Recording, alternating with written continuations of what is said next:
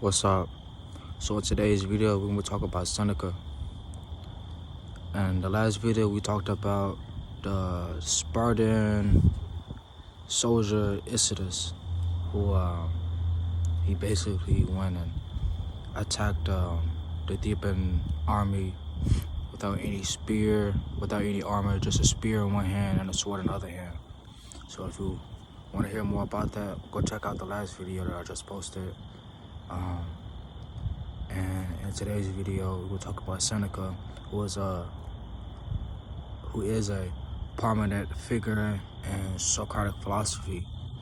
So Seneca, he was a very successful political person, and he was wealthy at first, and eventually he was plagued with this illness that affected him his whole life. That he moved around from where he was born, which was in Cordoba, which is in Spain, and he moved around a lot. And until he had went to Rome, and then when he went to Rome, he had got exiled to this island called Corsica. It's a Mediterranean island. He had been exiled there for about 8 years, and he had to stay there. And when he was at this island, and this is what he is known for. He's not more so known for his political work. He's known for his essays and moral letters and things of that type of nature that he will write. And these types of things that he will write would be very philosophical, very poetic. Like when you think of philosophy, more in the realm of Socratic philosophy, and you think of like thus and thou and those types of words and that type of manner. Seneca is your guy. That's your guy. You know what I'm saying? He will write in a type of way, and he will write about all these different types of things. You know what I'm saying? Tranquility of mind, the shortness of life, how to die, how to give. You know what I'm saying? How to deal with anger, how to deal with resentment, how to save time, you know what I'm saying? All these different types of things, he spoke about it, that he was writing and that he was doing the work for future generations, you know what I'm saying? And this guy, and this kind of goes into why I'm talking about him today, and why I want to bring more awareness to this guy, you know what I'm saying? It's because he was a prominent figure in Socratic philosophy, because this guy, he didn't only talk the talk, but this guy also walked the walk. He went down in history as one of the greatest, you know what I'm saying, especially in the realm of Socratic philosophy, not just because of his letters, but also because of his death. When he got exiled, he was allowed to come back as long as he was tutoring Emperor Nero. And Emperor Nero, if you don't know who he is, he went down in history as one of the most tyrannical, most evil rulers of Rome that has ever ruled. And they believe that he set Rome on fire, that he murdered his mother. He did a lot of messed up stuff, you know what I'm saying? So for him to order the suicide of Rome, one of Rome's greatest philosophers, one of the greatest philosophers in history, that's not out the realm of possibility. You know what I'm saying? And Seneca even spoke about this. He's like, after killing his mom and his brother, he has nobody else to kill but his tutor, his mentor, After killing his own blood family, he has no one else to kill left but, his mentor, the person that's trying to help him, trying to guide him through life as he moves across time. So that's basically, a little breakdown of Seneca. And see, I found Seneca at a point in my life where it was like I had first heard about Marcus Aurelius, and then I started reading about Seneca. And at first it was a little bit difficult for me to read his books. And I started watching stuff on YouTube. And that's when I really started getting into his work. You know what I'm saying? The YouTube videos and stuff that they have on him, where they have his essays and his letters and stuff, and he's speaking stuff out loud. And my favorite one is probably had to be the Firmness of the Wise Man. That's probably my favorite essay or more or less. I can't tell which one it is. I think it was like more of an essay.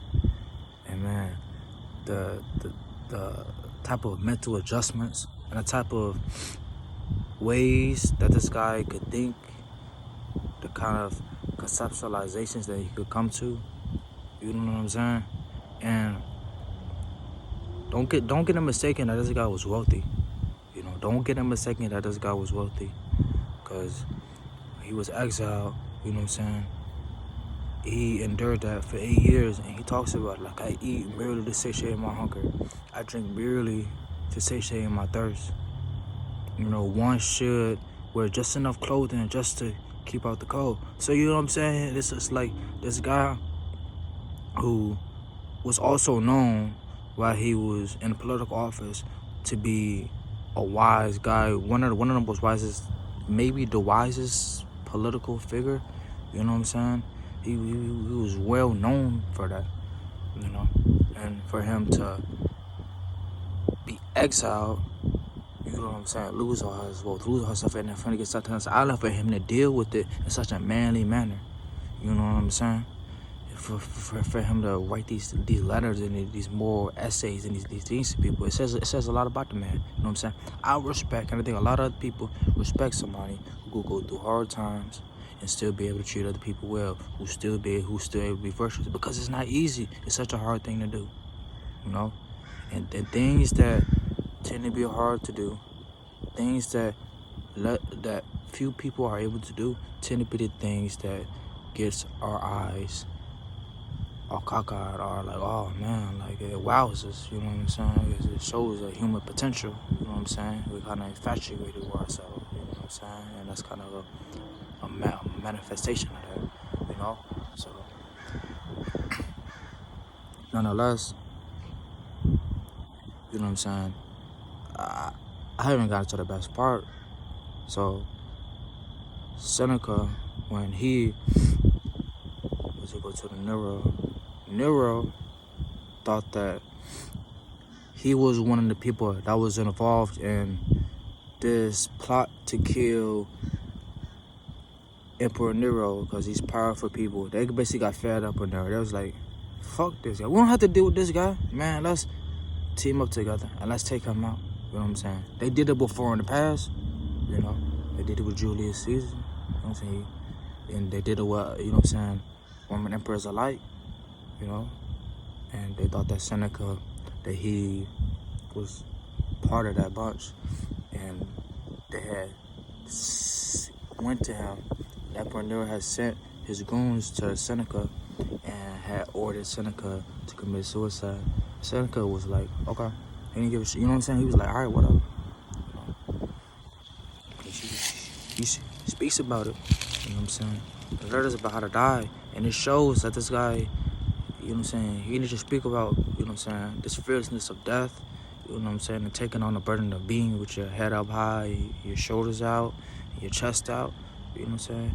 He showed that he also was really about that life. And they had ordered him to commit suicide, and they had put him in a bath, and he had cut his veins, and his wife, she had cut her veins too. So when Seneca was like, don't grieve me too much, she was basically like, what are you talking about? Like, I'm gonna kill myself too. And she slit the veins in her arms as well as Seneca. See, but Seneca, he was an old guy, and he was on a very frugal diet, and his blood wasn't draining as fast as it should be. So he was dying a very slow death. You know what I'm saying?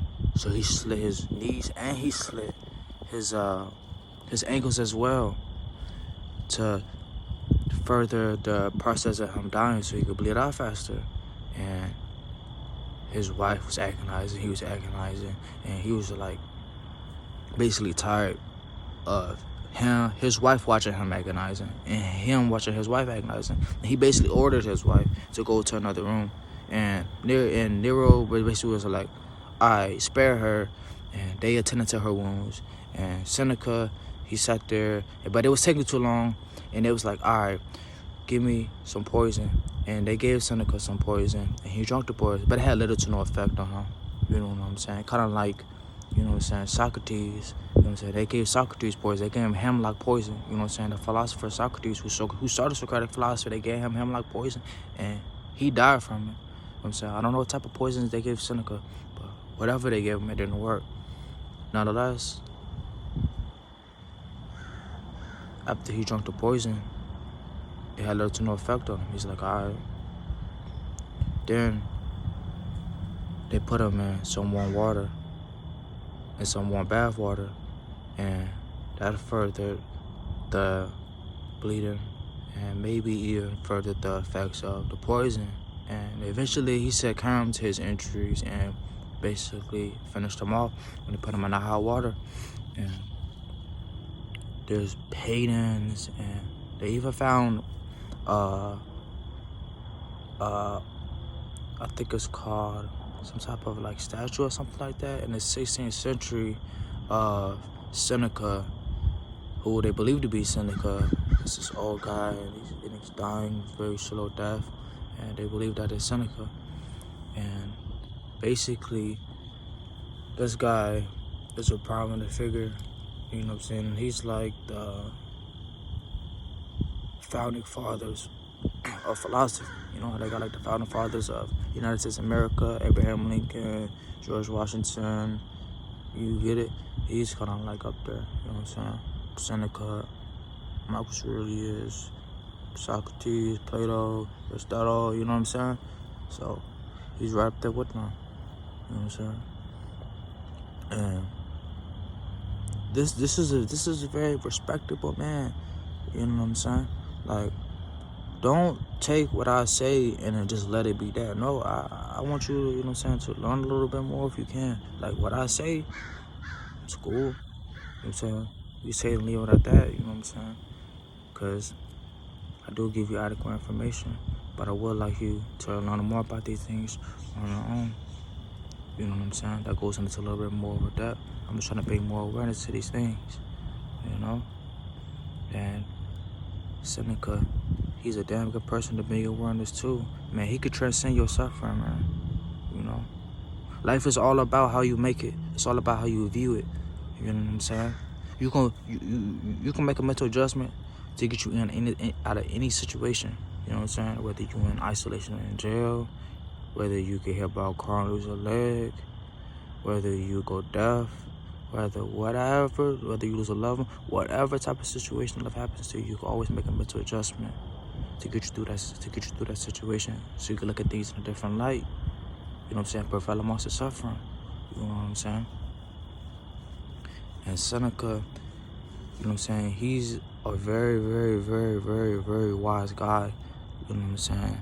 And it's somebody to learn from to help you make those mental adjustments. You know what I'm saying? You know what I'm saying?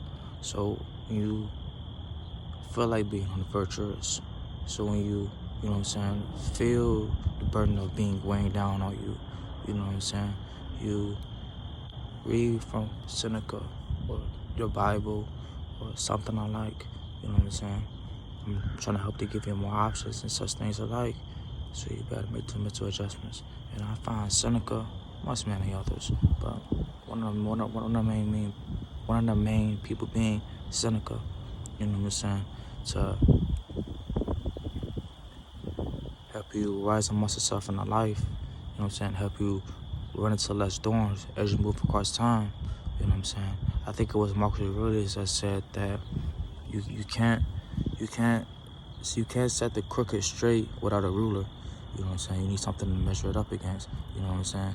Man, him and most other philosophers, I think even Seneca said that you need someone, another man, to measure yourself up against. You know what I'm saying? Somebody to compare yourself to. Hey, what would this person do in this situation? You know? You know what I'm saying? You need that type of process going through your mind. You know what I'm saying? As I say, we learn from those before us, from the blueprints and the things that they lay down. We don't have to follow it exactly, but we learn from it. That way we make less mistakes. That way we run into less storms. That way, as we move across time, we progress faster. You know what I'm saying? And that's kind of, you know what I'm saying? It's kind of, you know what I'm saying? The problem with life is like, life is so short and it takes so long to learn how to live. And that's something I'm learning myself. It's like, man, life is so short, especially, you know what I'm saying, when you're looking at terms of like youth and middle age and old age. Man, youth, it like goes by so fast. You know what I'm saying? I feel like my youth just fall through my hands like sand, you know. And I feel like I'm just watching it just pass by me, you know. And I don't feel like it's bad or it's good, you know what I'm saying. But in the same sense, it's like it takes a while to learn how to live, especially when you haven't been dealt with the most fortunate circumstances and the most fortunate set of cards, you know. So for you to be able to learn from people who have faced a lot of adversity, who have faced a lot of uncertainty, you know, it makes you more wiser, makes you more able, you know what I'm saying. It adds more knowledge to your arsenal, so you can be able to rise amongst the suffering of life, you know. And that's the cool thing about wisdom. That's the cool thing about philosophy. That's why we need to appreciate someone like Seneca, you know. One of the founding father figures of Socratic philosophy, you know, that really helps to change Western civilization, you know. So that's it for today's video. I'm gonna go ahead and wrap it up. Make sure that you guys tune into the next video, and if you can, go ahead, drop a like, go ahead, drop a comment, and if you care, hit that arrow button that goes to the right. I think that's the share button. Could you please hit that button? I would really appreciate it, you know. And like I said, drop a comment, let me know what's up. Let me know who your favorite philosopher is. Let me know, you know, what's the last book you read. Let me know what you like to learn about, whatever. And I'll see you in the next video. Peace out. Appreciate you.